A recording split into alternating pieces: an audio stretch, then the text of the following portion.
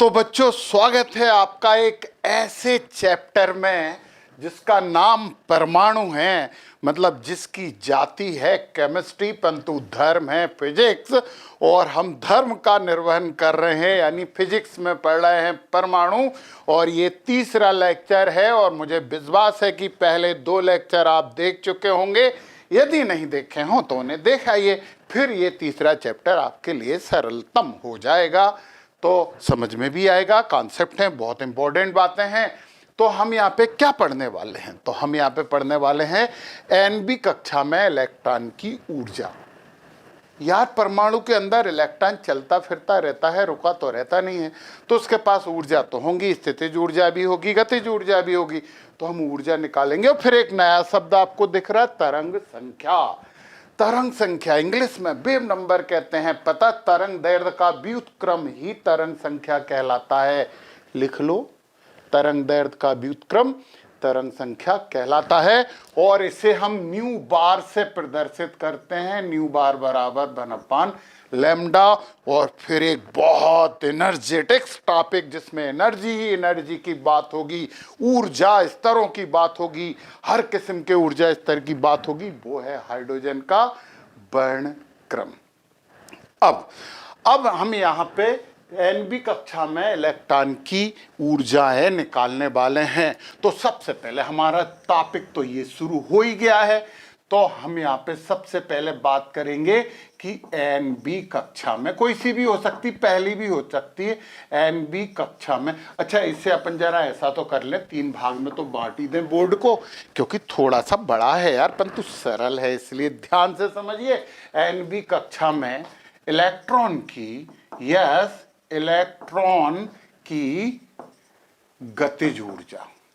गतिज ऊर्जा, यार गतिज ऊर्जा तो आप बचपन से पढ़ रहे हो, 1/2mv²। इसे अपन इक्वेशन नंबर 1 बोले। यार ऐसे लिख दें, ऐसे लिख दें यार, बुरा मत मानना, अपन इसे लिख देते हैं ke बराबर 12mv²। ये इक्वेशन नंबर 1 है। ke का मतलब काइनेटिक एनर्जी होता है, और ये 1/2mv² होती है। एनबी कक्षा है, कोई सी भी हो सकती, 1 2 3 4 5। तो अब हमने क्या बोला था, आपको भी पता है कि इलेक्ट्रॉन को अभिकेंद्री बल, नाभिक और इलेक्ट्रॉन के मध्य लगने वाला आकर्षण बल प्रदान करता है। पिछले वीडियो में पढ़ चुके हो। हम यहाँ पे ऐसे लिख सकते हैं ना, we know that, you know that, आप जानते हो यार कि mv²/r। mv²/r मतलब क्या है? अभिकेंद्री बल। पढ़ा है 11th क्लास में। बराबर क्या है? इलेक्ट्रॉन और प्रोटॉन के मध्य लगने वाला आकर्षण बल। तो 1/4πε की जगह k लिख देते हैं। प्रोटॉनों की संख्या Ze इंटू इलेक्ट्रॉन का आवेश ये है, r² हो जाता है। तो बच्चों, r से तो ये r कैंसिल हो गया, तो mv² बराबर हो जाएगा kz। परमाणु क्रमांक है ना, z आपको पता है। e इलेक्ट्रॉन पर आवेश है और e ही प्रोटॉन पर आवेश है, क्योंकि जितना इलेक्ट्रॉन पर आवेश होता है उतना ही प्रोटॉन पर आवेश होता है। ये बात तो आप बचपन में ही समझ चुके थे।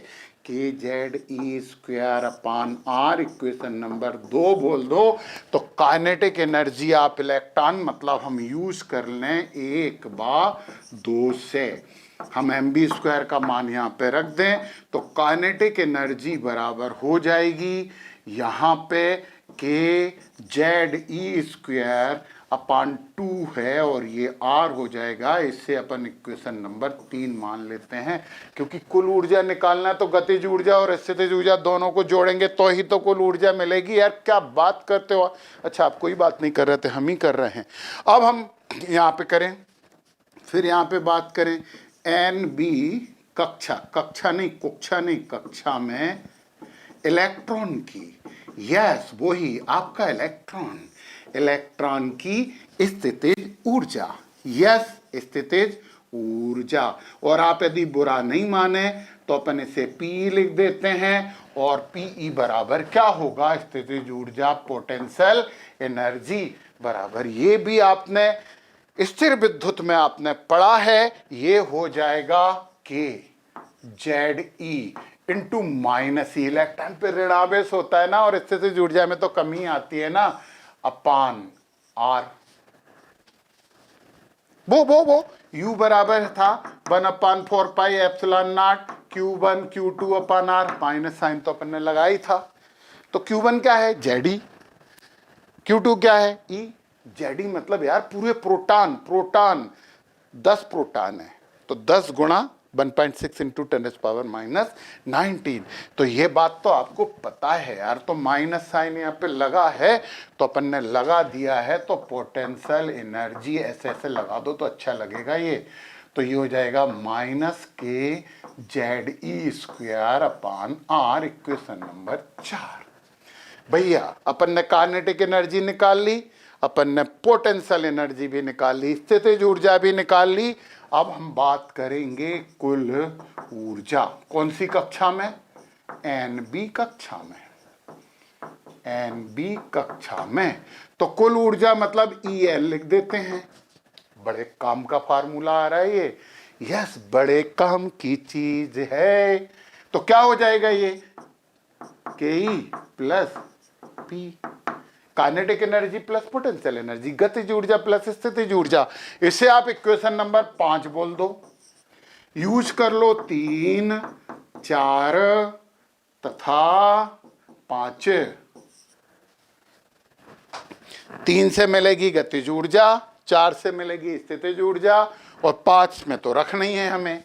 तो EN is equal to kinetic energy कितनी थी, ये थी KZE²/2R, और प्लस ये थी माइनस KZE²/R। तो EN इज इक्वल टू, ये हो जाएगा KZE²/2R माइनस KZE²/R। के का मतलब 1/4πε0 होता है, 1/4πε0 का मतलब होता है 9 × 10⁻⁹ न्यूटन मीटर स्क्वायर पर कूलम स्क्वायर। पता है आपको, इसलिए जल्दी जल्दी बोला है। हाँ करो साल, करो। तो EN बराबर क्या आएगा, 2R, तो लघुत्तम आ गया। तो ये हो जाएगा KZE², 2R से 2R, यहाँ पे 2 आ जाएगा, -2 KZE²। तो भैया EN इज इक्वल टू, इसमें से ये माइनस गया तो माइनस KZE² बचा, तो ये बचा -KZE²/2R, इक्वेशन नंबर 6। सर इतने सारे इक्वेशन आ रहे हैं, गिनती खत्म नहीं हो जाए। गिनती तो अपन हजारों तक भी ले सकते हैं ना। अब भैया पिछले लेक्चर में हमने किसी परमाणु की त्रिज्या के लिए फार्मूला निकाला था। पिछले लेक्चर में वी नो दैट, यस, इससे पहले हम बता चुके हैं, हमने तुम्हें बताया, इसलिए तुम भी जानते हो, हम भी जानते हैं। तो R इज इक्वल टू होगा N², H²। N क्या है, कक्षा की संख्या, H क्या है, प्लांक का नियतांक, और नीचे क्या था, 4π²M, और इसके बाद है वो K यही 1/4πε0 वाला M KZE², इक्वेशन नंबर 7 तो पहले ही हो गया था। गिनती तो सही गिन लिया करें सर। यस सर ने सही गिनती गिरी। आप इस R का मान यहां रख दो, रख देते हैं, अपना क्या बिगड़ गया, रख दिया अपन ने। चलो अपन ने यूज किया क्या, 6 और 7, 6 और 7 का उपयोग कर लो। तो EN इज इक्वल टू हो जाएगा -KZE²/2, और R की जगह अपन ये सब लिख दे रहे हैं, तो ये हो जाएगा N² H² अपान 4π²M KZE²। ये सब भैया लोग जो है ना वो सब ऊपर चले जाएंगे। चलो भैया कर दो ऊपर। तो EN is equal to minus तो लगा रहेगा, ये K ऊपर गया, 4π² ऊपर गया, पहले 4π² लिख देते हैं। K ऊपर गया तो K², K का K में गुणा हो गया, Z का Z में गुणा हो गया तो Z² हो गया, और भैया M तो वैसे ही के वैसा लिखा है, और अपन ने E² यहाँ पहुँचेगा तो E⁴ हो जाएगा। अपान क्या है अपने पास, अपान है 2N² H²। ये है 2 से 2 काट दो ना, कट रहा है तो काटने में क्या बिगड़ रहा है। तो E N is equal to आ गया minus 2 pi square k square z square me⁴ upon n square और h स्क्वायर। जब हम हाइड्रोजन की बात करेंगे तो हाइड्रोजन की बात करते समय हम z का मान 1 रख देंगे, और जब z का मान 1 रख देंगे तो z हट जाएगा स्क्वायर। परंतु यार ये हमारे पास ऊर्जा आ गई उस इलेक्ट्रॉन की। अब एक प्रश्न करो ना यार, एक प्रश्न तो करना चाहिए आपको कि सर ये इलेक्ट्रॉन की ऊर्जा माइनस में क्यों आ रही है सर। हाँ, ऐसे क्वेश्चन करना चाहिए, ये माइनस में क्यों आ रही है। सुनिए आप, यदि ये ऊर्जा माइनस में नहीं होती तो वो इलेक्ट्रॉन परमाणु के अंदर होता ही नहीं। ये बंधन ऊर्जा है, जो इलेक्ट्रॉन बंधा है परमाणु के अंदर। इतनी ऊर्जा दे दोगे तो इलेक्ट्रॉन निकाल लोगे बाहर, किसी भी कक्षा का नाम रख के, एन की जगह 1 2 3 4 5। तो माइनस साइन ये बता रहा है कि इलेक्ट्रॉन के पास इतनी ऊर्जा कम है, इसलिए वो परमाणु के अंदर है। यदि आप इतनी ऊर्जा दे दोगे तो परमाणु छोड़ के बाहर हो जाएगा। अरे यार सुनो सुनो सुनो यार, तुम अभी 12 क्लास में हो यार, अभी तुम्हारे पास पैसे में से नहीं है तो माँ बाप पे निर्भर हो कि नहीं। माँ बाप पे निर्भर हो, माँ बाप से पैसे मिल रहे हैं, वो ऊर्जा है। माइनस हो ना, माँ बाप से लेना पड़ता है, पापा पापा वहाँ जाना है, इतने पैसे दे दो, तो माइनस माइनस। जब तुम्हारे पास पैसे आ जाएंगे तो फिर हम ये नहीं कह रहे कि तुम माँ बाप से दूर चले जाओगे, परंतु उन पर निर्भर नहीं रहोगे, फिर अपने हिसाब से काम कर सकते हो। माँ बाप से दूर नहीं जाना चाहिए, ये अच्छी बात नहीं है। हाँ, क्योंकि जब तुम छोटे थे तो माँ बाप तुमसे दूर नहीं गए, तो अब तुम बड़े हो जाओगे तो तुम माँ बाप से दूर कैसे जा सकते हो यार, समझा करो ये बात। तो ये माइनस साइन क्या बताता है, ये बताता है कि इलेक्ट्रॉन बद्ध है, बॉन्डेड है, परमाणु के अंदर है। इतनी ऊर्जा दे के आप इलेक्ट्रॉन को बाहर निकाल सकते हो। इसे पॉज करिए। तो अब आपने इसे नोट कर लिया, अपने En की बहुत जरूरत पड़ेगी। ये हमारे पास हो गई इलेक्ट्रॉन की ऊर्जा, ये इलेक्ट्रॉन की गतिज ऊर्जा है, ये इलेक्ट्रॉन की स्थितिज ऊर्जा है, और ये इलेक्ट्रॉन की कुल ऊर्जा है। और ये माइनस में आने का मतलब यही है कि वो इलेक्ट्रॉन परमाणु के अंदर है, और प्लस में आ जाए तो समझ लेना कि वो परमाणु को छोड़ के चला गया है। चलो इसे भी मिटा दो यार, अपन ने पढ़ ली है ना एनबी कक्षा में, ऊर्जा पढ़ ली है तो मिटा दो, मिटा दी। चलिए जी, अब हम आगे इससे भी ज्यादा इंपॉर्टेंट चीज कर रहे हैं, बहुत ही इंपॉर्टेंट, केमिस्ट्री में भी काम की चीज है, हर प्रतियोगिता परीक्षा में काम की चीज है। और हम सही बात बताएं बच्चों, आप फिजिक्स में तो नंबर लाओगे, ये भी मिटा दो, अपन ये ना अकेला लिखा रहने देते हैं, है ना। आप फिजिक्स में तो नंबर लाओगे ही, बोर्ड और प्रतियोगिता परीक्षा दोनों की बात कर रहे हैं।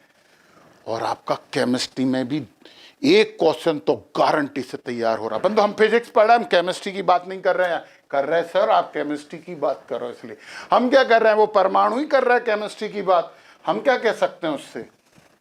परमाणु को आप केमिस्ट्री में ही तो पढ़ते हो। अब हमने वो दो ऊर्जा स्तर के बीच में अंतर की बात की थी, हमने दो ऊर्जा स्तर के बीच में बोहर की अभिधारणा थी। चौथे नंबर पे हमने पढ़ा था वी नो दैट। सीधा कर रहे हैं, ऊर्जा की बात हो गई है, अब हम तरंग संख्या निकाल रहे हैं।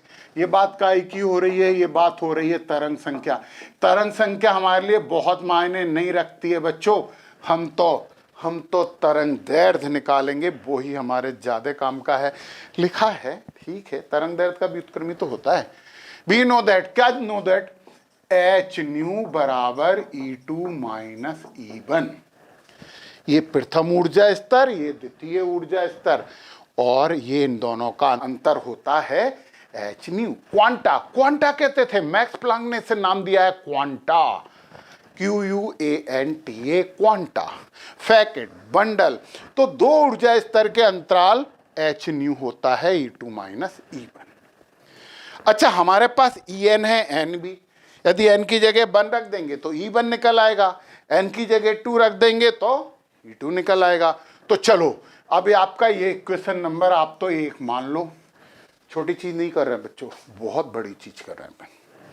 तो हमें पता है, हम ये ब्रैकेट में लिख रहे हैं E N is equal to, इतना बड़ा फार्मूला है अपने पास, 2 pi square k square z square m e power 4 upon n square और एच स्क्वायर। ये ई एन है। चलो अपन ई वन निकालें। कुछ नहीं, एन की जगह वन रखना पड़ेगा क्योंकि एन भी कक्षा के लिए निकाला था, पहली कक्षा। ये आपकी कौन सी कक्षा हो गई? पहली। और इसके लिए एन बराबर वन। ये आपकी कौन सी कक्षा हो गई? दूसरी। और इसमें एन बराबर 2 हो जाएगा। तो अपन ई वन निकालें। ई वन के लिए हमें क्या रखना पड़ेगा?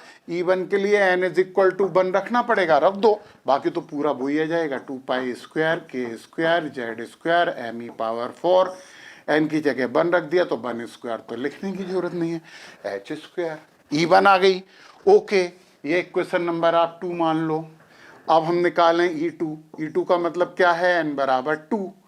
एन बराबर 2 तो हो जाएगा 2 pi square k square Z E square m e power 4।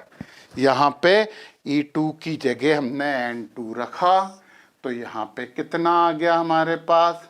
यार एक काम करते हैं, इसे अपन एन वन बोल देते हैं। एन बराबर 1 की जगह अपन क्या लिख, एन बराबर अपन लिख देते हैं एन वन। हाँ यार, क्योंकि क्यों कर रहे हैं यार, क्यों कर रहे हैं ये समझो। यदि अपन एन की जगह 1 ही रख देंगे तो केवल पहली कक्षा की बात होगी, और एन की जगह अपन एन वन रखेंगे तो अपन ऐसे भी निकाल सकते हैं ना, देखो ना, E5 माइनस E4 भी निकाल सकते हैं।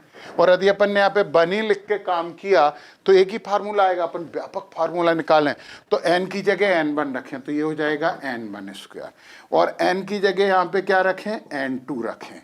n2 रखें तो ये हो जाएगा n2 स्क्वायर h स्क्वायर। हमारी भावनाओं से आप अवगत हो गए हो कि नहीं? यदि हम n1 बराबर 1 रख देंगे तो फिर हमारे पास n नाम की चीज बचेगी नहीं, केवल ये ही निकलेगा। और हम किसी भी दो ऊर्जा स्तर के बीच में अंतर निकालना चाहते हैं वो रखेंगे। और अब इनके लिए निकालना तो n1 की जगह 1 रखेंगे, n2 की जगह 2 रखेंगे, जो कि अपन रखेंगे थोड़ी देर बाद, अभी नहीं, जब हाइड्रोजन वर्णक्रम पढ़ेंगे ना तब रखेंगे। तो कंफ्यूज मत होना, इसे मिटा दो ना, इसका तो अपन ने उपयोग कर ही लिया, याद नहीं रहता ना इसलिए लिखा है। अब आप क्या करोगे? अब आप ये 1, 2 और 3 का उपयोग करो।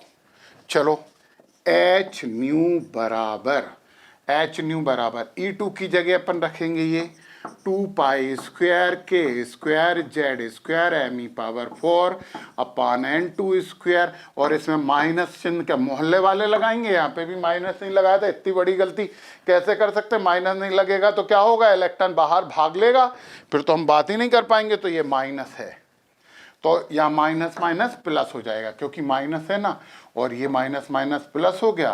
2 pi square k square z square m e power 4 upon n1 square h square. यार एच स्क्वायर यहाँ पे क्यों नहीं लिखा था तुमने? सर इतनी गलतियां कर करके कैसे समझा सकते हो आप? हमें कंफ्यूज करने की कोशिश। सॉरी बच्चों। चलो, ये माइनस है और ये प्लस है, ये सब कॉमन आ सकते हैं, केवल n1 और n2 अलग हैं, बाकी सब कॉमन आ सकते हैं। सुन लो हमारी बात, ले लो कॉमन। तो h nu is equal to, अपन ने कॉमन क्या ले लिया? 2 pi square k square z square m e power 4 upon h square. बचा क्या? -1 upon n2 square plus 1 upon n1 square. अच्छा, एच न्यू का भी मान रखेंगे और इसे भी अपन बदलेंगे। आपको पता है न्यू इज इक्वल टू क्या होता है? C lambda. Nu is equal to नहीं यार, c is equal to nu lambda होता है। सी इज इक्वल टू होता है न्यू लैम्डा यार। हाँ, c is equal to nu lambda होता है।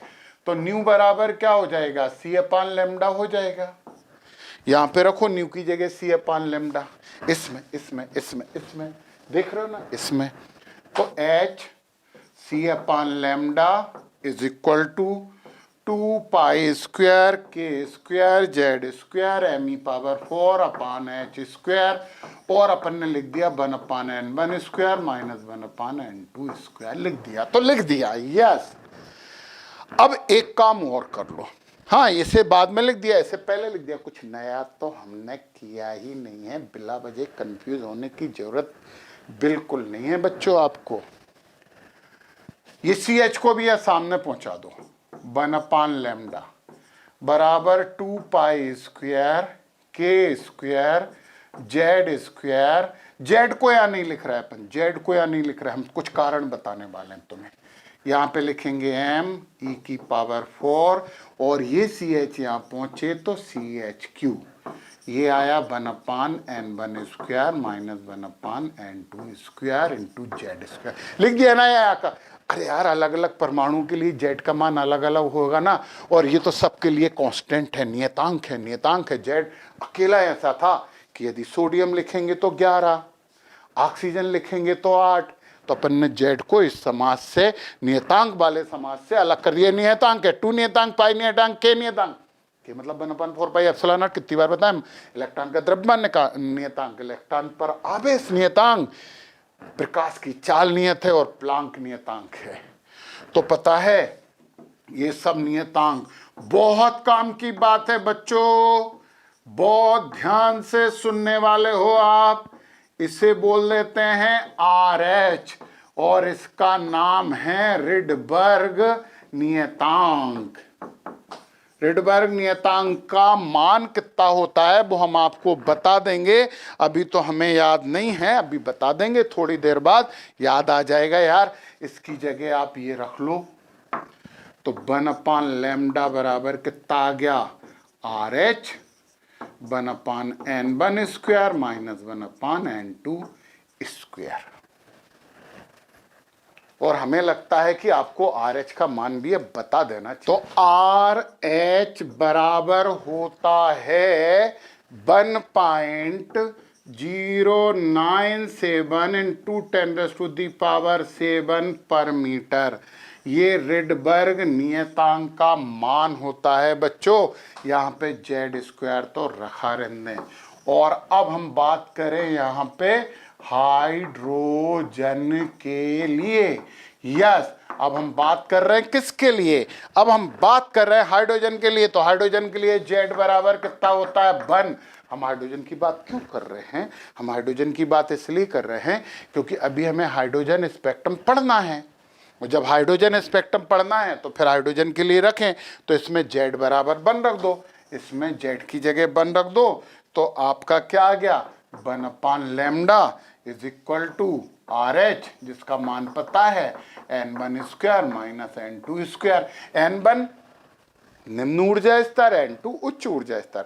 n1 बराबर 7 भी लिख सकते हैं, n2 बराबर 9 भी लिख सकते हैं। इसलिए तो अपन ने यहाँ पे n1 की जगह 1 नहीं लिख के n1 लिखा और यहाँ n2 लिखा, यही तो कारण था। 1 2 लिखते तो एक माना जाता है यार, फिर क्या कर लेते अपन, है ना। हाँ, इसलिए किया है। और पता है 1/λ का उल्टा क्या होता है, न्यू बार बराबर हो जाएगा RH 1/n1 square minus 1/n2 square. ये है आपकी तरंग संख्या। तो हमें इसकी कम जरूरत पड़ती है, हम तो इसको ज्यादा उपयोग में लेके आते हैं। RH का मान भी आपको समझ में आ गया, और एक बिल्कुल सिंपल सा, अच्छा सा, बड़ा सा फार्मूला हमने ड्राइव किया है यहाँ पे। और ये पूरी चीजें आप लोगों को नोट कर लेनी चाहिए। तो इतनी देर से हम हट गए बोर्ड से, फिर भी पॉज करके नोट नहीं कर रहे हो, आप क्या कर रहे हो, हमें पता है आप कर रहे हो। तो अब हमें यहाँ पे बात करनी है हाइड्रोजन वर्णक्रम की। तो बच्चों अब हम बात करने वाले हैं हाइड्रोजन वर्णक्रम की। और ये बात आपको पहले से पता है कि परमाणु जो है वो रेखिक वर्णक्रम देता है। रेखिक वर्णक्रम देता है मतलब रुक रुक के ऊर्जा उत्सर्जित होती है। तो हाइड्रोजन वर्णक्रम पढ़ने से पहले कुछ बेस हम अपना स्ट्रॉन्ग कर लेते हैं यार। देखो मान लो हमारे पास ये है कोई परमाणु, ये है नाभिक, और ये हैं विभिन्न कक्षाएं। कक्षाओं का मतलब आपको पता है कि ऊर्जा स्तर होते हैं। इसे हम बोलते हैं n इज इक्वल टू 1, फिर इसे हम बोलेंगे n इज इक्वल टू 2, इसे हम बोलेंगे n इज इक्वल टू 3। तो बच्चों सबसे लोअर एनर्जी लेवल, निम्न ऊर्जा स्तर n इज इक्वल टू 1 है। अब हमारे पास यहाँ पे कोई इलेक्ट्रॉन है, ये इलेक्ट्रॉन है। इस इलेक्ट्रॉन को हमने किसी तरीके से ऊर्जा दे दी, तो इसका ऊर्जा स्तर तो 1 जो है वो फिक्स होता है। बोहर ने बोला ना, बोर ने कहा है कि किसी भी ऊर्जा स्तर में इलेक्ट्रॉन जब रहता है तो ऊर्जा उत्सर्जित या अवशोषित नहीं करता और उसका ऊर्जा स्तर निश्चित रहता है उसमें। परंतु जब हम ऊर्जा देंगे तो ऊर्जा बढ़ेगी, तो ये एनर्जी अवशोषित करके ऊपर चला जाएगा। इसे हम बोलते हैं उत्तेजन, एक्साइटेड स्टेट। एक्साइटेड हो जाएगा, इलेक्ट्रॉन उत्तेजित हो जाएगा और n बराबर 1 से n बराबर 2 में जंप कर जाएगा। यार ऊर्जा बढ़ी है ना। आप 12 में हैं, मान लो आप 12 में सबसे ज्यादा डफर हो, मान लो यार क्या बिगड़ा है, आप नहीं हो पर मान लो।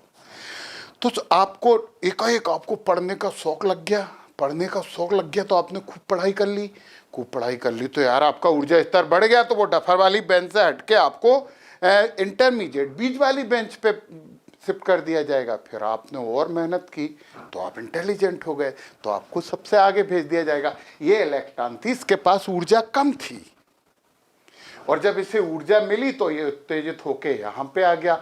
इसे बोलते हैं एक्साइटेड स्टेट। इलेक्ट्रॉन उत्तेजित हुआ और अपना ऊर्जा स्तर बदल लिया, पर यहाँ रुका नहीं रहता ये इलेक्ट्रॉन। अब ये आपका जो हमने एग्जाम्पल दिया है ना, वो इसमें सूट नहीं करेगा, परंतु यहाँ इलेक्ट्रॉन रुका नहीं रहता है। फिर जब हम ऊर्जा देना बंद कर देंगे ना, तो जितनी ऊर्जा उसने ली थी, जिसे कि हम hν कहते हैं, वो छोड़ते हुए वो इलेक्ट्रॉन फिर वापस आ जाएगा और ये hν ऊर्जा की एक चमकीली रेखा हमें दिखाई देगी। ये वर्णक्रम है। तो यदि इसने एक ही कक्षा में जंप किया तो इसे बोलते हैं प्रथम उत्तेजित अवस्था। यदि ये 2 कक्षा में जंप कर गया तो इसे बोलेंगे द्वितीय उत्तेजित अवस्था। समझे आप? तो इलेक्ट्रॉन को जब ऊर्जा मिलती है तो इलेक्ट्रॉन अपनी कक्षा छोड़ के उत्तेजित हो जाता है और उच्च ऊर्जा स्तर में चला जाता है, पर वो रुकता नहीं है। जैसे ही उसे मौका मिलता है, जितनी ऊर्जा ली थी उतनी ऊर्जा त्याग देता है और त्याग के अपने घर वापस लौट जाता है। इसे कहते हैं ऑपरेशन घर वापसी। वो इलेक्ट्रॉन खुद करता है, हम नहीं करते। इलेक्ट्रॉन को उत्तेजित तो हम करवा देते हैं, वापस लौटना प्राकृतिक चीज है। वो खुद ही ऊर्जा त्यागेगा और खुद ही वापस आएगा, ये बात ध्यान रखना। तो पहले में पहुंचा तो प्रथम उत्तेजित अवस्था, दूसरे में पहुंचा तो द्वितीय उत्तेजित अवस्था। उत्तेजित अवस्था की बात करेंगे, एक्साइटेड स्टेट की हम बात अभी करेंगे, परंतु उससे पहले जरा देखें ये डायग्राम देखो जो बना के रखा। हमें पता है आप हमारी बात नहीं सुन के बार बार ये डायग्राम देख रहे थे, कुछ नहीं किया है। यहाँ पे हमने विभिन्न ऊर्जा स्तर बनाए हैं और ये सब बातें हम हाइड्रोजन के लिए करने वाले हैं, क्योंकि बोर पे एक ब्लेम लगा था कि बोर ने एकल इलेक्ट्रॉन वाले परमाणु के ही वर्णक्रम की बहुत अच्छी व्याख्या की थी, ज़्यादा इलेक्ट्रॉन वालों की अच्छी व्याख्या नहीं कर पाए थे। परंतु हमें इससे कोई ज़्यादा अंतर नहीं पड़ता, हम एक की भी ध्यान से समझ लेंगे तो दूसरे का अनुमान लगा सकते हैं। पर बोहर पे ब्लेम था तो था, बोहर या बोर यार, ये ऊर्जा स्तर हैं n बराबर 1, ये मूल अवस्था कहलाती है। ये मूल अवस्था, n बराबर 1 का मतलब है मूल अवस्था। 2 बातें और सुन लो यार, यदि इसमें इलेक्ट्रॉन रहता है तो सबसे ज्यादा स्थायी तो वाली अवस्था है, और प्रकृति में तो यार हर चीज स्थायी होने की ही कोशिश करती है। यस, हर चीज स्थायित्व प्राप्त करने की कोशिश करती है। n बराबर 1 मूल अवस्था, फिर n बराबर 2, ये बड़ा गैप आया यहाँ पे मतलब n बराबर 1 और n बराबर 2 में बड़ा ऊर्जा का अंतर है। ये ऊर्जा लिया है हमने y अक्ष पे और x अक्ष पे, तो हम कुछ श्रेणी लेने वाले हैं, उन श्रेणियों की बात करेंगे। चिंता मत करो, सुकून से बैठिए और अपना दिमाग अपनी आंखों पर केंद्रित कीजिए, कानों को दिमाग से जोड़ लीजिए और आप समझना शुरू करिए। बहुत मजेदार चीज है एंटरटेनमेंट एंड एंटरटेनमेंट। तो एक बात तो तुम समझ लो कि पहला ऊर्जा स्तर और दूसरा ऊर्जा स्तर, इनमें ऊर्जा का अंतर ज्यादा होता है, जबकि दूसरे और तीसरे में ऊर्जा का अंतर कम होता है।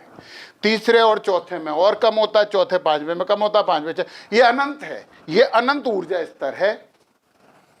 आपको पता है ये अनंत ऊर्जा स्तर क्या होता है? आपको ये तो पता है कि अनंत का मतलब कुछ नहीं, जिसे परिभाषित नहीं कर सके। अरे परमाणु से बाहर निकल गया यार, परमाणु से बाहर निकल गया अनंत का मतलब, समझ गए ना? तो यदि परमाणु से बाहर निकलेगा अपन बोलेंगे अनंत ऊर्जा स्तर हो गया, हमारी रेंज खत्म हो गई, हमारा परमाणु भाग खत्म हो गया है और वो इलेक्ट्रॉन परमाणु से बाहर निकल गया है। तो एक बात ध्यान से सुनना, यदि यहां से हमने इतनी ऊर्जा दे दी कि अनंत पे आ गया तो परमाणु से बाहर निकल गया। आपको पता है इसे क्या बोलते हैं? आयनन ऊर्जा। अभी हम समझेंगे इसे भी, इसे आयनन ऊर्जा बोलते हैं। आयनाइजेशन एनर्जी कि किसी भी परमाणु में इलेक्ट्रॉन को इतनी ऊर्जा दी जाए कि इलेक्ट्रॉन उस परमाणु से बाहर निकल जाए, तो उस ऊर्जा की मात्रा को हम आयनन ऊर्जा कहते हैं। याद करके ऐसे ही सुनाते हैं। तो सर आपको याद थी क्या? याद है, ऑब्वियसली याद है, परंतु कॉन्सेप्ट भी क्लियर है, इसलिए हमें कोई ज़्यादा प्रॉब्लम है नहीं। तो सबसे पहले एक काम करें यार, अपन पढ़ लेंगे हाइड्रोजन वर्णक्रम यार, पढ़ लेंगे, पढ़ना ही है ना हाइड्रोजन वर्णक्रम। उससे पहले कुछ काम की बातें तो समझ लें हम जरा, इन सब की कितनी ऊर्जा होती है वो ऊर्जा निकाल लें। अब एक बात ध्यान से सुनो, परमाणु के अंदर इलेक्ट्रॉन होगा तो उसकी ऊर्जा माइनस में ही होगी, प्लस में तो हो ही नहीं सकती। पूछो क्यों? पूछो क्यों? क्योंकि भैया माइनस का मतलब यह है कि बंधन ऊर्जा है, बंधा हुआ है नाभिक से। नाभिक में प्रोटॉन होते हैं ना जो आकर्षित करके रखते हैं, उतनी ऊर्जा कम हुई है, इसके कारण परमाणु में है, उतनी ऊर्जा दे दो तो बाहर निकल जाएगा तुरंत। यस, ये बात ध्यान रखिए आप, है ना? तो हम सबसे पहले क्या निकालते हैं? अलग अलग ऊर्जा स्तर की ऊर्जा निकालते हैं। ऊर्जा निकालने का कोई टेंशन ही नहीं है, अपने पास एक फार्मूला है। वो क्या था? अपन ने निकाला था, अभी पढ़ा है, थोड़ी देर पहले ही पढ़ा है, 2 pi square m, 2 pi square m. याद करो क्या है? 2 pi square m k square z square e power 4 upon में क्या था? हाँ, मन ही मन में बोल रहे हो बच्चों, एन स्क्वायर और एच स्क्वायर। अपन एक काम करते हैं, अभी एन की जगह एन ही ले लेते हैं, परंतु जितने भी नियतांक है सबका मान रख देते हैं। बताओ जरा, बता दो अब आप, पाई बराबर क्या होता है? 3.14 एम। इलेक्ट्रॉन का द्रव्यमान एम ई बोल देते हैं हम, यहाँ पे समझ लो, वहां पे एम लिखा है। 9.1 इंटू 10⁻13 kg, 9.1 इंटू 10⁻13 kg होता है। यस, ये इतना होता है, पता है? अब आपको काहे की मान रखना, के का मतलब होता है 1/4 pi epsilon naught, 9 into 10⁹ newton metre square पर कूलम स्क्वायर। गुड। के बाद अब हमें क्या चाहिए? जेड। हम हाइड्रोजन के लिए बात कर रहे हैं तो जेड बराबर 1। किसके लिए बात कर रहे हैं? हाइड्रोजन के लिए। जेड बराबर 1 होता है हाइड्रोजन के लिए। और फिर ई का मतलब क्या होता है? ई का मतलब होता है 1.6 इंटू 10⁻19 कूलम। यस। अब प्लांक स्थिरांक, ये सब के तो हमने लिख दिए। प्लांक स्थिरांक का मान यदि किसी बच्चों को याद है तो बताओ। सर कैसे बताएंगे? हाँ, कैसे बताएंगे? एक गंभीर प्रश्न है। 6.63 इंटू 10⁻⁻34, ये आपका हो जाएगा। ये आपके h का मान था 6.63 इंटू 10⁻⁻34। और अब ये पूरे के पूरे मान, इन पूरे मानों को इसमें रख दो, एनबी कक्षा की ऊर्जा निकालने के लिए रख देते हैं। अपन रखते हैं तो En इज इक्वल टू कितना होगा? 2 पाई की जगह 3.14 इंटू, फिर m की जगह देखो कितना है? 9.1 इंटू 10⁻31 होता है बच्चों। सॉरी यार, 31 होता है यार, 13 नहीं होता, 31 होता है। समझा करो यार ये बात।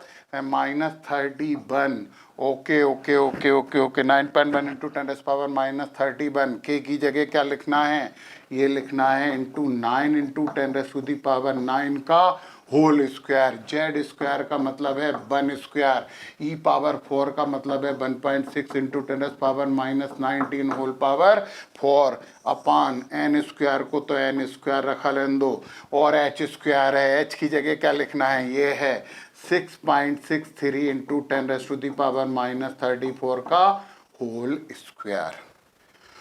और अब इसके जोड़ घटाने गुणा भाग करने पड़ेंगे। हम आपसे कह रहे हैं कि इतनी मेहनत आप भी मत करना, याद रख लेना।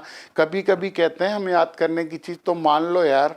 तो पता है जब हम इसे सॉल्व करेंगे, इन सबको जोड़ घटाने गुणा भाग करेंगे तो E N is equal to हो जाएगा -13.6 अपान एन स्क्वायर।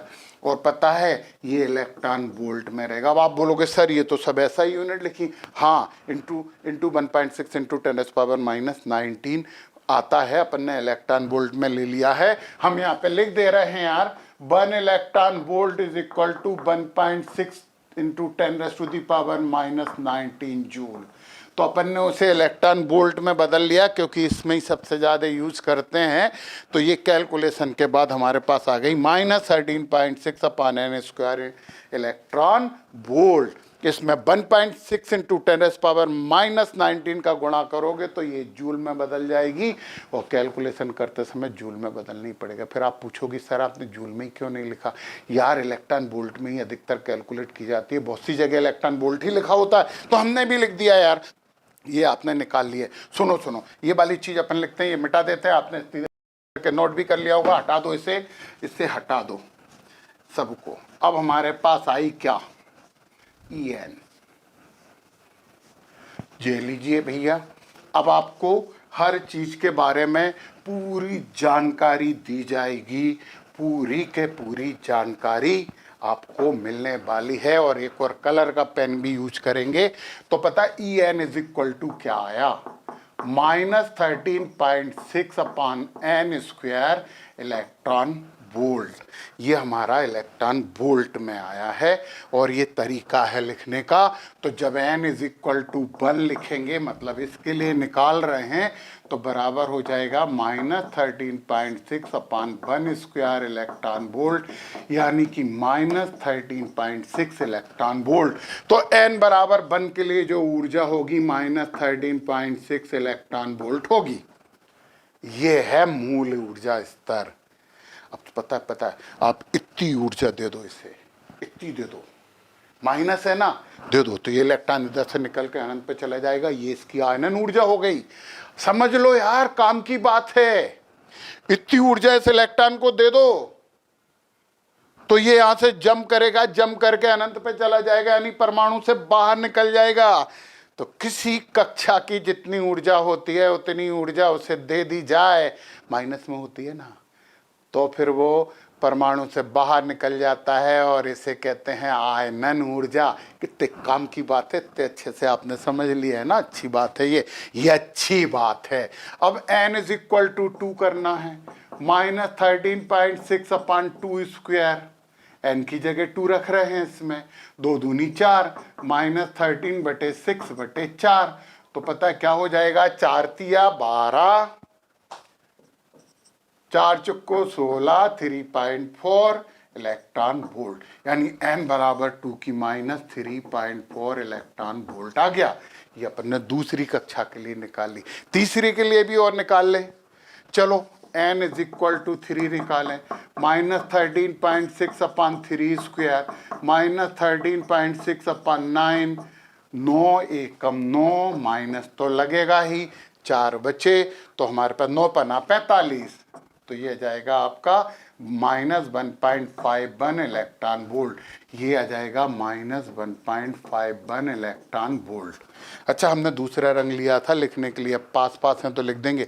चलो ऐसे ही अपन निकालेंगे ना, यदि 4 की निकालेंगे तो हमें याद है, तुम भी याद कर लेना, मैं जरूरत नहीं है, इससे निकाल लेंगे अपन। इससे 4 की जो होती है ना n बराबर 4 की, ये होती है -0.85 इलेक्ट्रॉन वोल्ट, ये इतनी होती है। इसकी 5 की और लिख दें यार, -0.54 इलेक्ट्रॉन वोल्ट। हमने 5 की भी लिख दी। ओके ओके, बस बहुत है यार, इतना बहुत है, बहुत है, बहुत ही ज़्यादा है। अब सुनो, हाइड्रोजन वर्णक्रम तो अपन पढ़ेंगे, वो तो अपना रखा हुआ है और उसे तो हम पढ़ने वाले हैं किसी भी हालत में। हाँ, परंतु उससे पहले काम की बात तो सुन ले यार, काम की बात सुनो, अब सुनना जरा। अच्छा चलो, अब यहां पे आयनन ऊर्जा की बात करते हैं। आयनन ऊर्जा, हमने क्या बोला था, यहां से कहां चला जाए, अनंत में चला जाए। तो पता आयनन ऊर्जा क्या होगी, E इंफिनिटी माइनस E1। पहले से भेज रहे ना 2, दूसरे से भेज रहे होते तो 2 लिख देते। तो पता ये क्या हो जाएगी, E इंफिनिटी कितनी होती है, 0 माइनस 13.6 आई थी ना अपनी, बराबर हो जाएगा 13.6 इलेक्ट्रॉन वोल्ट प्लस, क्योंकि इतनी आपको देना पड़ेगा, ये आयनन ऊर्जा ही होती है। अच्छा, आपको दूसरे से बाहर पहुंचाना है तो आप क्या करोगे, E इंफिनिटी माइनस E2 ये करोगे, तीसरे से पहुंचाना, चौथे से पहुंचाना। इतनी सरल सी बातें तो आप लोग बहुत अच्छे से जानते हो, समझते हो, हमें पता है ये बात। यस, क्योंकि हमें आप पे विश्वास है कि आपको इतनी चीज तो आती है।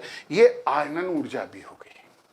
ओके, अब हम उत्तेजित अवस्था की बात करते हैं। अब यहां पे थोड़ी सी बात आपको ध्यान रखना, उत्तेजित अवस्था, उत्तेजित अवस्था, प्रथम उत्तेजित अवस्था, प्रथम उत्तेजित अवस्था। प्रथम उत्तेजित अवस्था बताओ क्या होगी, E2 माइनस E1 होगी। प्रथम उत्तेजित अवस्था में दूसरे में जाएगा, तो ये ध्यान रखना, प्रथम उत्तेजित अवस्था में वो दूसरी कक्षा में जाएगा। यस, प्रथम उत्तेजित अवस्था निकाल लो ना, E2 कितनी है, E2 है अपनी -3.4, minus E1, minus minus plus हो जाएगा 13.6, कर दो साल। तो आपका कितना बचा है यहाँ पे, ये आपकी प्रथम उत्तेजित अवस्था, इसमें से ये माइनस कर दो तो 2 बचा है यहाँ पे, और 10.2 इलेक्ट्रॉन वोल्ट। देख लेना यार कैलकुलेशन से, प्रथम उत्तेजित अवस्था ये होती है। और इसे जूल में बदलना है तो इसमें 1.6 इंटू 10⁻⁻19 का गुणा कर दीजिए तो ये जूल में बदल जाएगा। यस यस यस, द्वितीय उत्तेजित तो एक बात यार ध्यान देने वाली बात है, प्रथम उत्तेजित अवस्था मतलब दूसरी कक्षा में जाएगा, द्वितीय उत्तेजित अवस्था मतलब तीसरी कक्षा में जाएगा, पंचम उत्तेजित अवस्था मतलब छठवीं कक्षा में जाएगा। जो उत्तेजित अवस्था होती है उससे एक कक्षा आगे जाता है। यस, पकड़ ली बात आपने। चलो हम यहाँ पे बोलते हैं तृतीय उत्तेजित अवस्था।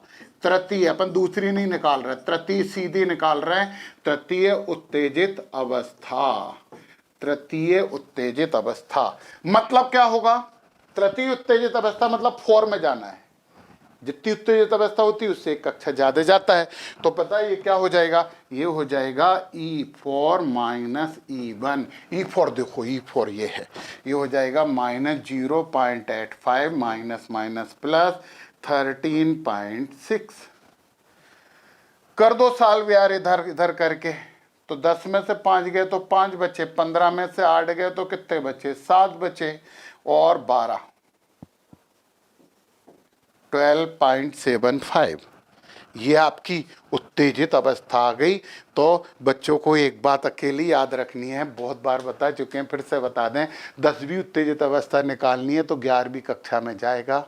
ओके ओके यार, ये उत्तेजित अवस्था बताते बताते एक और बहुत इंपॉर्टेंट बात हमें लग रहा है कि आपको बता दें यार, ये लिख लो यार, यदि लिख सकते हो तो इसे लिख लो। फिर हम आपको एक बहुत इंपॉर्टेंट बात बताने वाले हैं, वेरी वेरी इंपॉर्टेंट बात है वो। यस, बहुत ही इंपॉर्टेंट बात है, सुनो। पता है किसी कक्षा में इलेक्ट्रॉन की गतिज ऊर्जा और स्थितिज ऊर्जा में क्या संबंध है, ओके, देखो जरा, बहुत काम की बहुत मजेदार बात बता रहे हैं। ये आपने लिख लिया ना इतनी, इसे सबको मिटा दे रहा है, अपन ने सब निकाल लिया है ना। अभी अपन हाइड्रोजन स्पेक्ट्रम तो पढ़ना है। सर आपने हाइड्रोजन स्पेक्ट्रम का नाम लिख के दूसरी दूसरी चीज नहीं, हम सब हाइड्रोजन स्पेक्ट्रम की बात कर रहे हैं। दूसरी दूसरी तीसरी तीसरी चीजें हम नहीं पढ़ रहे यहाँ पे। हम बात यहाँ पे हाइड्रोजन स्पेक्ट्रम की ही कर रहे हैं, क्योंकि उसी में काम की चीज है। पता गतिज ऊर्जा निकाली थी, इलेक्ट्रॉन की गतिज ऊर्जा हमने निकाली थी, काइनेटिक एनर्जी कहते हैं अंग्रेज लोग। तो ये हमने निकाली थी पिछले kZe²/r, 2r था, पता है यहाँ पे 2r था, kZe²/2r।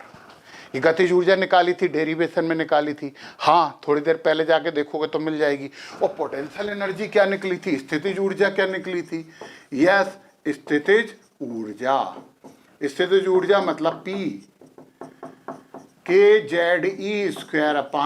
स्थितिज ऊर्जा में तो माइनस साइन लग जाता, परंतु अपन तो यहाँ पे आंकिक मान की बात कर रहे हैं, न्यूमेरिकल वैल्यू की बात कर रहे हैं, और उसमें ये प्लस माइनस को अपन ज्यादा वैल्यू नहीं देते। अब जरा इनमें देखो, इन दोनों में क्या रिलेशन है। हम यहाँ पे 1 और 2 मान रहे हैं। हम क्या निकाल रहे हैं, के तथा पीई में संबंध। यार देख के बताओ ना, 12th क्लास के बच्चे हो यार। यहां पे 1/2 है, चलो अपन ऐसे निकालते। तो के बराबर क्या हो जाएगा, 1/2 इंटू kZe²/r, है ना, यही है ना। और kZe²/r माइनस माइनस से कोई मतलब नहीं है, इसकी जगह क्या लिख सकते हैं, P। तो के बराबर क्या हो जाएगा, 1/2 इंटू P। यस यस, तो पता है P बराबर क्या हो जाएगा, P बराबर हो जाएगा 2ke, यानी कि स्थितिज ऊर्जा गतिज ऊर्जा से दुगनी होती है। हाँ, किसी भी कक्षा में घूमते हुए इलेक्ट्रॉन की स्थितिज ऊर्जा गतिज ऊर्जा से दुगनी होती है। आपको समझना चाहिए, ये बात आपको नोट करना चाहिए, और ये बहुत इंपॉर्टेंट बात है और इसे समझना बहुत जरूरी है।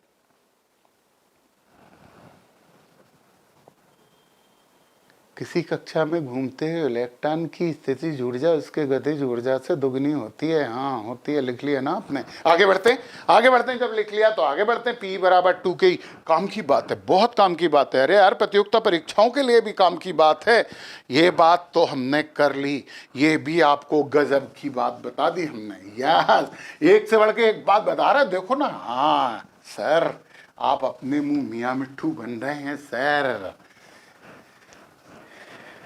देखो बच्चों, खुद की तारीफ करना अच्छी बात है, ज्यादा तारीफ करना बुरी बात है। तो तारीफ करने के लिए दूसरे लोगों को छोड़ दो। यदि उन्हें करना है तो वो करें, नहीं करना नहीं। आज के ज़माने में कौन किसकी तारीफ करता है? सर मूल अवस्था मिटा रहे हैं हम यहाँ से। अभी मूल अवस्था है, यहाँ लिख दे रहे हैं मूल अवस्था। अब ये जो बना है वो हाइड्रोजन वर्णक्रम की बात इसमें होने वाली है। ये है मूल अवस्था। यदि वो पहले ऊर्जा स्तर में गया तो वापस लौटेगा, यहाँ पे एक रेखा आ जाएगी। काय की रेखा ये? इलेक्ट्रॉन महाराज यहां से जंप करके 2 में चले गए थे, 2 से वापस लौटे तो एक ऊर्जा की इसकी लाइन छोड़ते हुए आए। अपन इसे सीधी बना लें, सीधी बनाना बहुत जरूरी है, टेढ़ी नहीं बनाना चाहिए। ये लो भैया, ये वापस आई, ऐसे सीधी बनी तो आकार है n बराबर 1 में। यदि वो यहां चला गया होता तो यहां से वापस आता, यहां चला गया होता तो यहां से भी वापस आता। मतलब चौथे में पहुंचने का मतलब तीसरी उत्तेजित अवस्था है। फिर 5वें में गया तो यहां वापस आया। कितनी बना लो यार, 6वें में गया तो वापस आया। फिर यहां से गया तो ये वापस आया। वापस आएगा तो ये स्पेक्ट्रमी लाइन है। ये क्या है? वर्णक्रमी लाइन। वर्णक्रमी लाइन रेखाएं कैसे आई? कैसे आई ये तो समझ लो ना। वो उत्तेजित अवस्था में गया था और वहां से वापस लौटा है उतनी ऊर्जा त्यागते हुए, तो ये रेखा बनी और सब के सब मूल अवस्था में आई हैं, ग्राउंड स्टेट में आई हैं। और इनका अध्ययन किया था एक साइंटिस्ट थे, उनका नाम था लाइमन। लाइमन श्रेणी कहते हैं। अब तुम जरा काम की बात सुनो। ये पूरा रीजन होता है 2 के बाद और 1 से पहले वाला। जब इतनी ऊर्जा जो त्यागता है ना, वो ऊर्जा होती है अब अल्ट्रा वायलेट। ये पराबैंगनी है, ये पराबैंगनी रीजन है, पराबैंगनी रीजन अल्ट्रा वायलेट, इसे यूवी भी कहते हैं। पराबैंगनी को हम यहां पे लिख देना, हम यहां पे लिख देते हैं पराबैंगनी, इसको बोलते हैं यूवी। यूवी का फुल फॉर्म है अल्ट्रा वायलेट। ये दिखती नहीं है परंतु ये हमारे शरीर को बहुत भारी नुकसान पहुंचाती है। ये दिखती नहीं है परंतु शरीर को नुकसान पहुंचाने वाली चीज है। इससे स्किन कैंसर हो जाता है, पता है। तो डरने की बात नहीं है, परंतु लाइमन ने इसका अध्ययन किया था। हम जब थोड़े से अच्छे से लिख दें यार, मजा नहीं आ रहा है इसे देखने में, क्योंकि अपन ने अभी दूसरी बनानी है ना, तो ये क्या बोलेंगे, हम ऐसे लिख रहे हैं पराबैंगनी, ये सब उत्सर्जन है, इसे यू भी कहा जाता है। अब सुनिए, एक वैज्ञानिक थे लाइमन, जिन्होंने कि किसी भी उत्तेजित अवस्था से पहले कक्षा में लौटने का अध्ययन किया था। और वो जो वैज्ञानिक थे उनका नाम लाइमन था। यहाँ पे जो रेडिएशन आ रहा है वो पराबैंगनी आ रहा है, समझ गए हैं।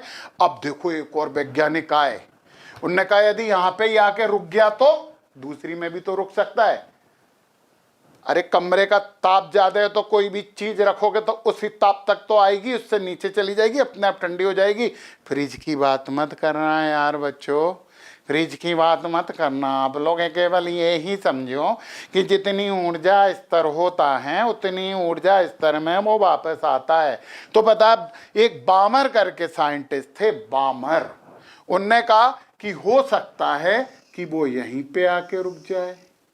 ये लाल रंग कब मुझे छोड़ेगा। अच्छा, यहां पे n=2 में लौटा है, ग्राउंड पे नहीं लौटा है। और इसकी जानकारी दी थी बामर ने, BALMER। बालमर नहीं बोलते, बामर बोलते, बामर। बामर ने अध्ययन किया था कि वो उत्तेजित अवस्था से वापस दूसरे में आके रुक जाते। मतलब आप घर लौटने के लिए निकले, बस स्टैंड से आए और अपने घर से पहले आपका दोस्त का घर था तो वहां पे बन रहे थे पकोड़े, तो आप दोस्त के घर रुक गए। तो बामर ने बताया था कि जब आप घर आने की जगह उससे थोड़े पहले दोस्त के घर रुक के पकोड़े खाने लगते हो तो उसे बामर श्रेणी कहते हैं। ओके, ये बामर श्रेणी थी। और पता है ये पूरा रीजन जो आता है ना, वो दृश्य रीजन, दृश्य प्रकाश होता है। तो हमारे लिए तो यही दृश्य प्रकाश चाहिए, क्योंकि तभी तो दिखेगा। यहां पे पूरा पराबैंगनी आता है, अल्ट्रा वायलेट। हो। अब भैया सुनो, आगे की बात भी सुनो। एक और साइंटिस्ट आए जिनका नाम पश्चन था। ये दृश्य प्रकाश थोड़ा सा छोटा लिख दें यार, हाँ यार लिख दें दो यार, थोड़ा सा छोटा, दृश्य प्रकाश। बामर ने बोला कि वो 3 पे भी रुक सकता है। हाँ रुक सकता है, जहां जगह मिलेगी वहां रुक सकता है। ये ऊपर से भी आ सकती हैं, लाइन और भी हो सकती हैं। तो पता है इनका, इनने जो बताया, क्या नाम था इनका, बामर ने नहीं, पश्चन। ये आपकी आई यहां से यहां 1, फिर यहां से यहां 2, यहां से यहां 3, यहां से यहां 4 और ऊपर से यहां 5 हो सकती थी, और यहां से हो सकती थी। और पता है ये कौन थे साइंटिस्ट जो 3 पे रुकने की बात कर रहे थे?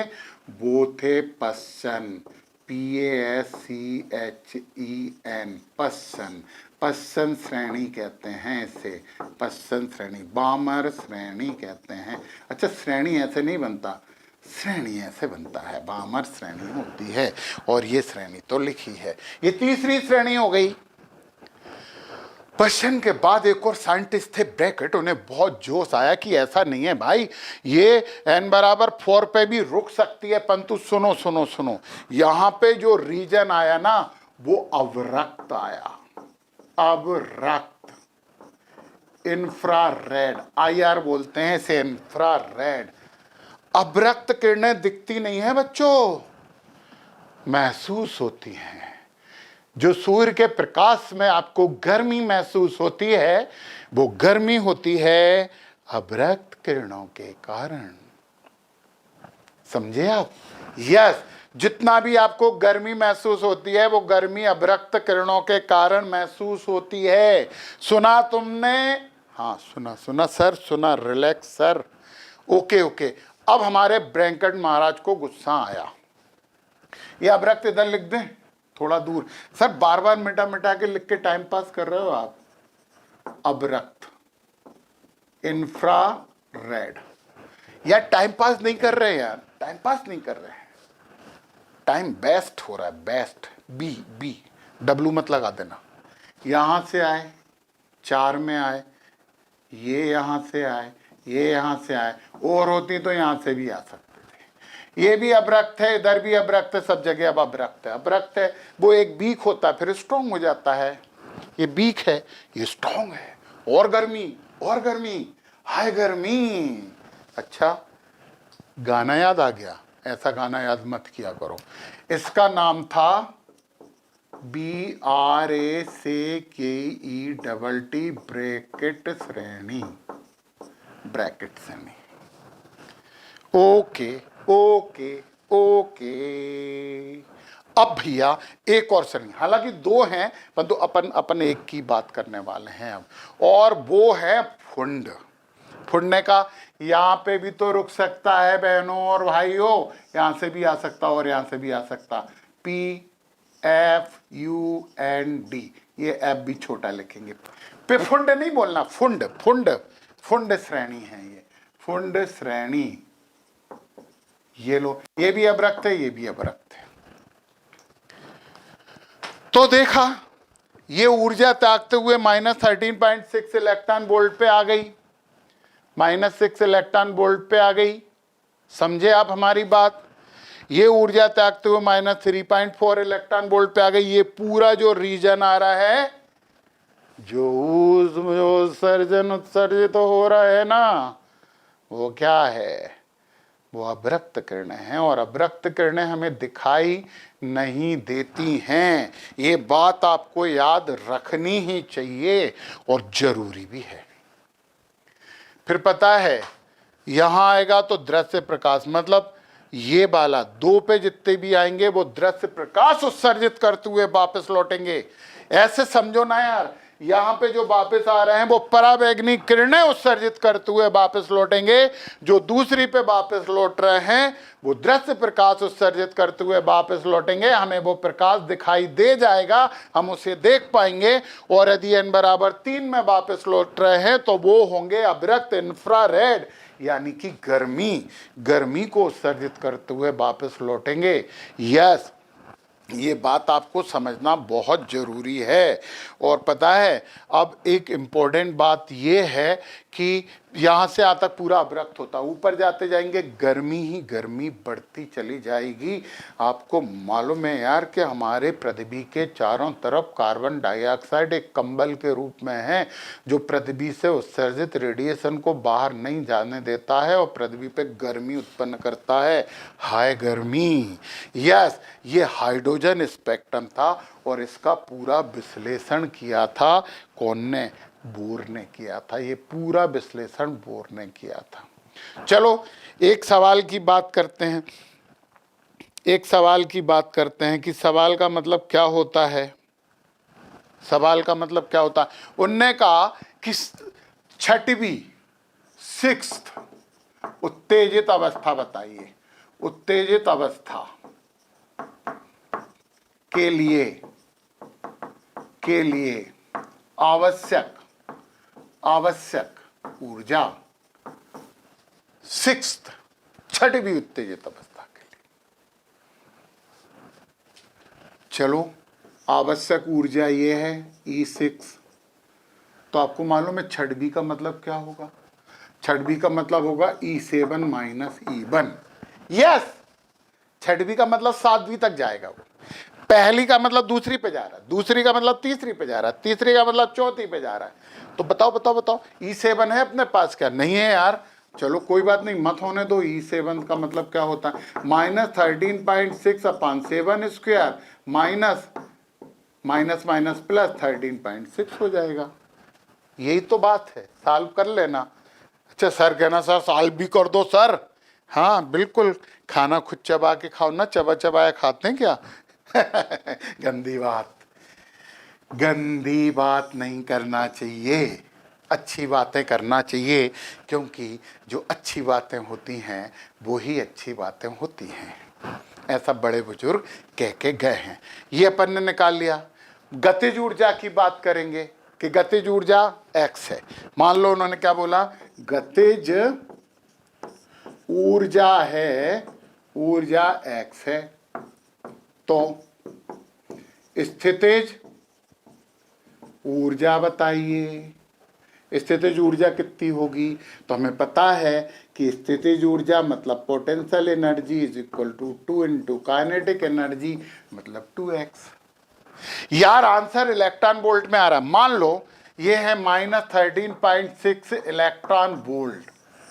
इन्हें बदलो, बदलो जूल में। तो -13.6 इंटू 1.6 इंटू 10⁻⁻19 का गुणा कर दो और ये आ गए जूल। जे से प्रदर्शित कर देते हैं। तो इलेक्ट्रॉन वोल्ट को जूल में बदलने के लिए हम क्या करते हैं? हम कोई बड़ा काम नहीं करते, 1.6 इंटू 10⁻⁻19 का उसमें गुणा कर देते हैं। तो बच्चों यहाँ पे जो हाइड्रोजन वर्णक्रम था, इसमें 1 2 3 4 5 5 श्रेणी हमने पढ़ी। छठवीं भी हो सकती थी, नाम याद नहीं आ रहा अभी, परंतु बहुत है इतनी। पहली श्रेणी लाइमन श्रेणी, इसमें अच्छा, इसका तरंगदैर्घ्य निकालना तो हम भूल ही गए यार। हाँ, बारातियों का स्वागत तो उससे होना ही चाहिए।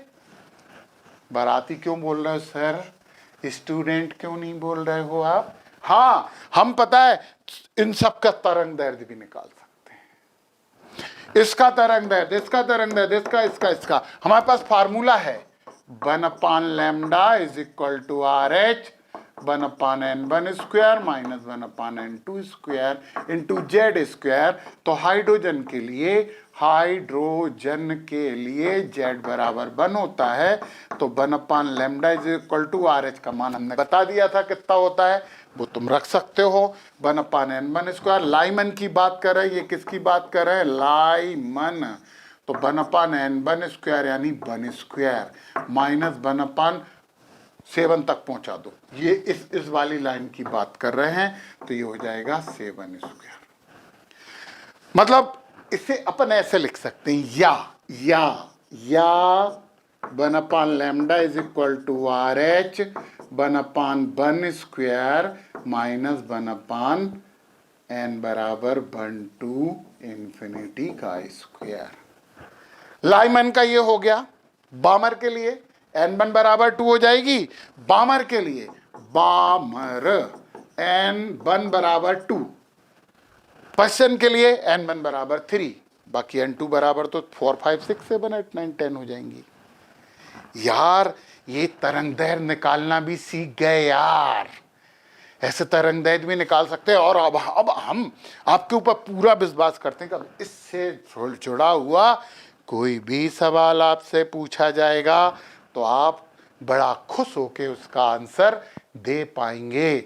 इसके लिए हमारी बधाई स्वीकार करें। चलिए बच्चों, ये एटम परमाणु नाम का जो चैप्टर था फिजिक्स का, वो कंप्लीट होता भया।